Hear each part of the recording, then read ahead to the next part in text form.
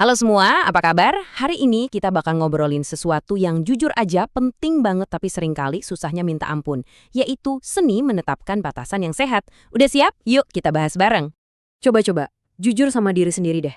Pernah nggak sih kamu ada di posisi ini? Di mana mulut kamu bilang iya, padahal sebenarnya seluruh isi hati kamu tuh teriak enggak? Kalau pernah, tenang, kamu nggak sendirian kok. Dan menyadari ini itu udah langkah pertama yang luar biasa. Oke, sebelum kita lanjut, ada satu hal yang perlu kita lurusin dulu nih. Menetapkan batasan atau bilang enggak itu sama sekali bukan berarti kita egois.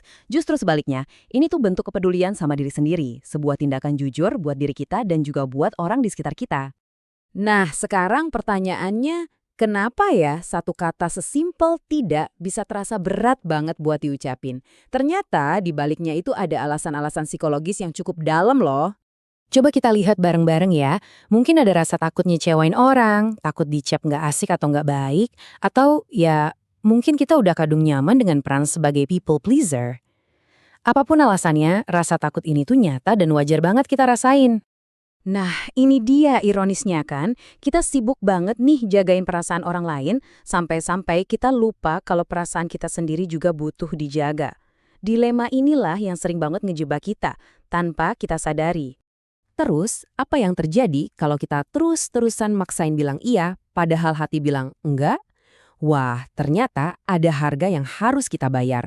Dan seringnya harganya itu jauh lebih mahal dari yang kita kira. Dan dampaknya ini jujur aja nggak main-main. Bisa capek mental, capek emosi, ngerasa dimanfaatin terus, sampai diam-diam jadi kesal sendiri.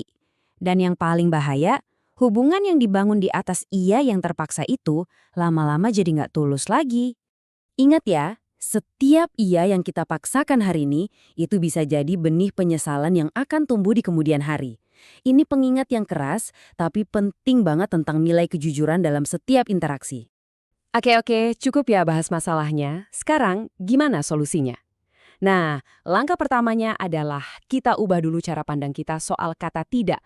Ini bukan kata negatif kok, ini justru kata yang bisa ngasih kita kekuatan. Nah, ini dia nih, mindset shift-nya.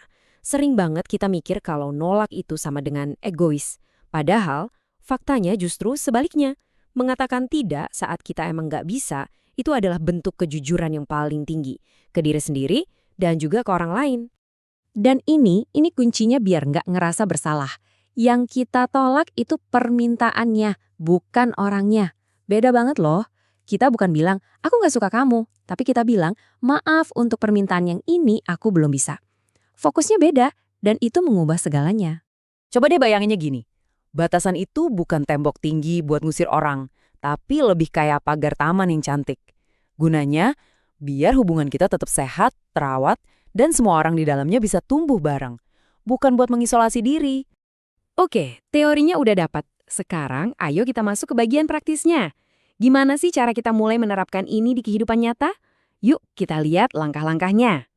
Anggap aja ini panduan simpelnya. Kuncinya satu, start small. Nggak usah langsung yang berat-berat. Coba dulu ambil napas sebelum jawab, pakai bahasa yang halus, dan yang terpenting, latih terus otot batasan ini dari hal-hal kecil dulu. Nah, coba lihat deh bedanya. Kalau kita pakai kata kamu, wah itu kedengerannya kayak nyalain. Orang pasti langsung defensif.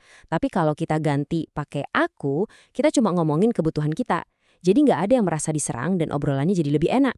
Nanti pas pertama kali nyoba, pasti ada rasa nggak nyaman atau bersalah dikit. Wajar banget.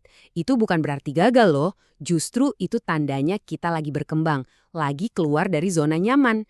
Jadi, terusin aja. Nah, biar makin gampang lagi, ini saya kasih contekan nih, beberapa kalimat yang bisa langsung kamu pakai atau modifikasi sesuai dengan gaya kamu. Lihat deh. Semua kalimatnya sopan, jelas, dan tegas kan? Nggak perlu alasan yang berbelit-belit atau drama. Cukup penolakan yang jujur, tapi tetap menghargai. Kamu bisa pilih mana yang paling kamu banget dan terasa nyaman untuk diucapkan. Sebagai penutup, coba deh kita renungin ini bareng-bareng ya. Setiap kali kita berani bilang tidak dengan cara yang sehat, kita itu bukan lagi ngejauhin orang lain loh. Justru kita lagi membangun jembatan yang lebih kokoh untuk mendekat sama diri kita sendiri. Ini adalah perjalanan buat lebih kenal dan sayang sama diri sendiri.